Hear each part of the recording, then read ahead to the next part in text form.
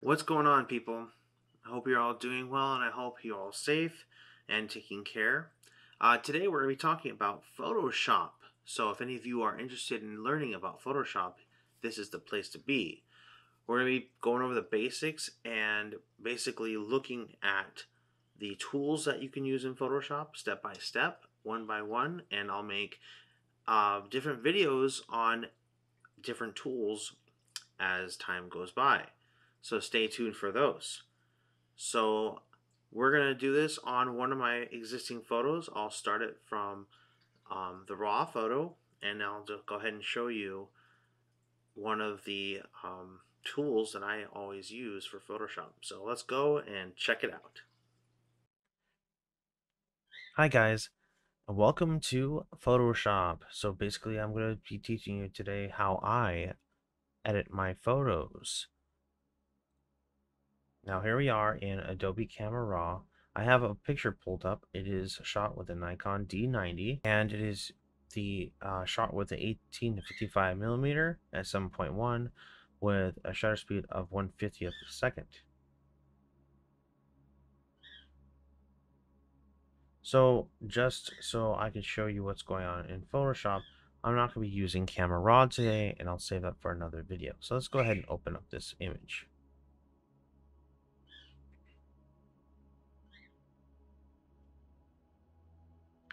All right, so here we have our image pulled up. So see how there's no color and how basically just like a blah picture. That's basically what it came out of the camera looking like. So what we're going to do is we're going to go ahead and add a empty layer.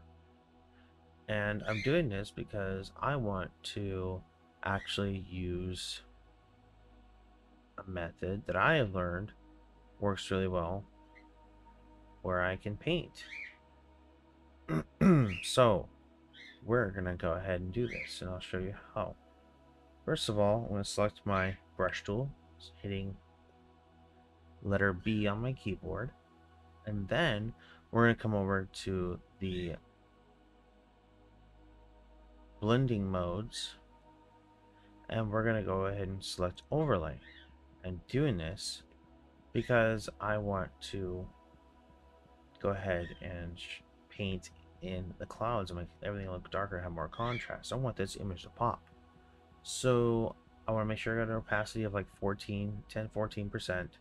I want to make sure I also have a soft brush, which I do. And I also want to make sure my color is selected to black, pure black. Alright. So there we go. Now I'm going to make my brush bigger by hitting the bracket button on my keyboard. And we're going to go ahead and start painting. Let me show you what happens. So as you can tell right away, by painting this, I am getting more of a darker color in my clouds, and I'm just making this picture get darker. But I'm getting darker colors, I'm getting more contrast across everything, which is what I want. Now, say you mess up a little bit, just hit Control Z and you can fix it again. But this is my little method of making pictures look pretty cool. I love the way it's starting to look. Now, it's still drabby looking, so if I want to make things a little bit brighter in my image, what I do is I turn my color palette to white by hitting X. So now, since I'm on an overlay mode, I can paint things white and make them stand out more. Any of these areas I feel like should be brighter. And you do this a lot because you're only have an opacity of 14%. So I want some highlights of my clouds a little bit, maybe giving me some, maybe not that, but little areas here and there. Okay, so that looks pretty good. Let me just brighten this a bit so you can see that. See how it works, guys? It's kind of a nice tool to use. Get some of these lights lighter. Basically, I'm just going over the picture, and you can make your brush smaller to get these fine edges. And it's not really like a huge like difference when it comes to blending it. Everything's blending pretty well together. All right, so there's what I like. That it looks pretty nice. So what we're going to do next is I want to show you another method that I use in levels. Okay, so now basically I just showed you how to use a paintbrush with black and white to make things brighter and darker in your image. Now let me show you what that looked like before and after. See the difference, guys? I think that it gives it more contrast. No one said you can't paint a photo. You just do it a little bit differently. So then what we're going to do now is we're actually going to select an adjustment layer with levels. So right away, I'm seeing in my histogram on my levels panel. Are these panels now? I don't even know what Photoshop is calling these anymore. So I have my levels out. And what I'm already noticed is that my histogram is missing information in my highlights. So since I have my highlights, my midtones, and my darks, if I pull my highlights over a little bit, you'll see that I get more of a brighter picture. And basically what this is doing is color correcting. This is a part of color correcting. It is just letting Photoshop know that I want to use this information in this picture. Okay, but to correct it, see, I can bring it back a bit too. Bring the midtones back a bit. Because everything moves when you move it. So let's bring back the midtones so they're about in the middle. Now, do you guys see the difference already? Wow, that's pretty nice right there. That looks pretty good. Now I can play around with levels a bit. I do have my eyedropper tools, which I like to use in some cases to bring out some of the darks. So I'm gonna go ahead and do that just to try it. Let's see what happens. I want to select the darkest point of this image I can find. So information you can't see. It could be in here. It could be under this rock. It could be up in this palm tree right here. Let's click it. That's okay. Don't like it very much. That's okay. But you see how it got more drab looking, like just not so colorful. I don't like that so much, so we're not going to do that. Let's try highlights for fun. Suck the water.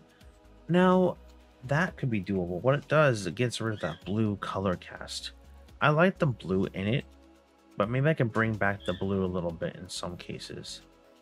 So what I'm going to do instead of using this,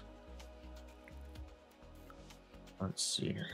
Instead of using, no, I want that. Well, let's try this. I'm gonna go here, make another layer copy of this, and did it do anything? Yeah, it did add to it. It gives it a lot more contrast. The picture just looks a lot more poppy. That's nice. I like it. But I want to lower this to like a 50%. That way I can control it a little bit more. I can always raise it back up too. But what I want to do is play with my highlights a bit. See, now I got that. I have that yellowy orange that I want in my picture, and that really makes me happy because it was really blue before. So this is nice, but I have two levels on top of each other. And I'm blending them. See how it's more blue? Blue's okay, but I wanted more yellowy in there too. A more yellowy look. So it's cool. I like that. So what we're gonna do now is For my method of editing, these are just simple things. This is not hardcore Photoshop. Um, my perspective. Levels is very easy to use. These are just darks right here, midtones, and your highlights. If it's all you want to try and stick with, that's a great beginning step. These eyedropper tools are a little more advanced. And then when you get into the channels, you can adjust your channels appropriately if you'd like. But if you just want to stick with the basics, you can. I want to try this real quick, see what happens. Adjust my levels. That way I can see what is going on here. That looks pretty decent. Yeah, that's pretty decent. All right, so we'll keep it with that. All right. Photoshop is basically a huge playground of photo editing tools. So I love it. That looks pretty good so far, guys. What do you think? But we're not done yet. We're going to try a hue saturation on this. Now, these are just easy things. I get more intense with painting and getting more of the different colors involved and doing all these different highlights and making sure everything looks really cool and poppy. But we're not going to get into that today. I'm just showing you a basic idea of what I do. And this might actually help you in your photo editing as well. So I'm going to go with a color of plus 20. Yeah. See how it's really starting to pop? Now, mind you, if you are printing this image, you have to be aware of your gamma. Where is that? Oh, yes. Here's your gamma. You want to be careful of your gamma orange. See, I have things up in here. My gamma is not happy. If you're printing this image, these colors will not show up in your printer, and the printer won't know what color to print them, so it'll print them to probably a white. I'm guessing. This is not bad, okay, for being gamma. I've seen a lot worse. But if you want to fix that, it's very easy. Just select your paintbrush tool, hitting B, which I already have it selected, and you want to make sure your black is selected for your color, and you're basically gonna just paint these out. And since you have a brush of 14, pretty easy to do. So it's just going away. And basically what you're doing is you're making it so you can print this image without any problems. But it's minimal. And not all of it's going to go away. So you might have to go to your other layers and do the same thing. See, I feel like that's coming back. It's weird. Or it's being difficult. There you go. Then go to each layer mask. These are layer masks. And it's just basically a how do you put it? It's like a piece of tissue paper almost. I don't know. In reality, it's like basically a filter. So you're just editing this filter that's over your image. And see, look at that. It's perfectly in gamma. And that's a beautiful picture. So you actually can print that and make that, you know, really a cool piece to print. Now, if I want to get more into this, I can go ahead and do another levels. Just give it a little more darkness in my image. So you have to be careful though. You see the gray coming? You don't want that. So just it has to be very minimal. And if you do like the clouds with a certain color, you can paint all this out. Painting in Photoshop with an image makes all the difference in the world. So say I got these grays coming in here, I can just paint these out. But I don't have much going on. It was very minimal. Yeah, it's a very minimal fix. don't see much at all. Let's go ahead and make it a little more apparent so you guys can see. There we go. Okay, so let's go here. And we're gonna go ahead and paint out this gray that came up. Okay, now I'm detected at the front yard. I'm really a nitpicky person when it comes to my photos. So what I'm going to do for myself is get another blank layer, and I'm going to do overlay for my blending layer, blending mode, and basically do the same thing, but I want to do highlights like I did before. This time, guess what? I'm going to paint in all my highlights that I want to see in my image. That way they really pop and stand out. All this is just editing, you know. See how that's all working out right there? Yeah. Looks pretty cool, I think. Now, one thing I notice is that when you start looking at an image for too long, your eyes just start going nuts, and you gotta really walk away for a second and come back. That happens to me sometimes. Makes it very hard to really edit all at once, because like I'm on my computer for a while at a time just editing. I know what I'm doing, but you know, it's like your eyes start seeing things that aren't there. And I don't like that guy right there. I mean, yeah, he's supposed to be surfing, that's great and all, but I feel he's a distraction. So what I'm gonna do is I'm gonna show you a little secret if you don't know it already. Let's get rid of this. I don't like that. Hold on, guys. Hold on. I want to get rid of this gray here. See that gray? So I can pull it out. We don't get rid of that gray. No, let's not get rid of it. Hold on. Hold on. Ah, there we go. Gray be gone. We don't like gray. Who likes gray in their picture? That's the gamut warning. The color gamut. Now, gamut is important. I don't know if I explained this already. I think I did. Is that when you have gamut, it means that that information will not print when you're printing this image.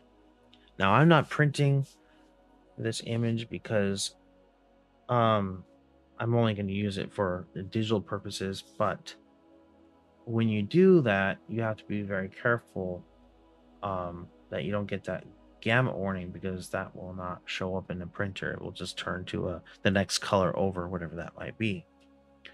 Whereas what you're viewing on your screen is actually an RGB image, red, green, blue. CMYK is what is on the printer, so it's cyan, magenta, black, and yellow. CMYK. Well, I said that backwards, but basically yes. So cyan, yellow, magenta, and black. I don't know why they put a K for black, but they did. Anyway, so that's that. I'm going to show you guys that secret tip I was talking about. Okay, so if you pull down on your keyboard, Alt, Control, Shift, E, that's for Windows computer. I think it's the same on Mac, I'm not sure. You can actually get a image of all your layers that you just edited, plus the one behind the very bottom, and make them all into one. Basically, it verges it into one layer, everything. That's great. So what I like to do is now I'm going to use my little, is it my Band-Aid or spot healing? I forget which one works the best. I'm going to use my Band-Aid because they have really fine-tuned this tool quite a bit over the years. So let's go ahead and just go. Oh my gosh, where'd he go? He drowned. Just kidding. Hope not. Jeez. Okay, so there you go. You'll never know he's there. I have people here. I'm not gonna worry about those people. They're not a distraction for me. No, see how this tool can be murderous to your picture. Be very careful. I wouldn't say murderous, but it can be bad if you're not careful. Like, it's not perfect, but it does a good job when you need it to in some cases. Yeah. See, boom, and hit the key to there. Shift Control Z. There you go. He's gone. He's gone, guys. He's gone. All right. So that's pretty much all I'm going to show you for now. That's the image that I come up with. So let's go before and after. So here's before and here's after. What do you guys think? Let me know in the comments below. I really like it the way it came out. I have a lot of contrast. I got a lot of color.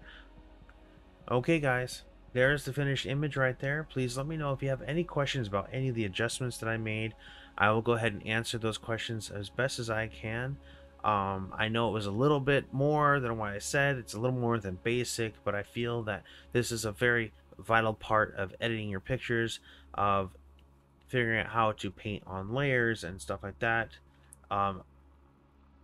These are all different layers. I have about 7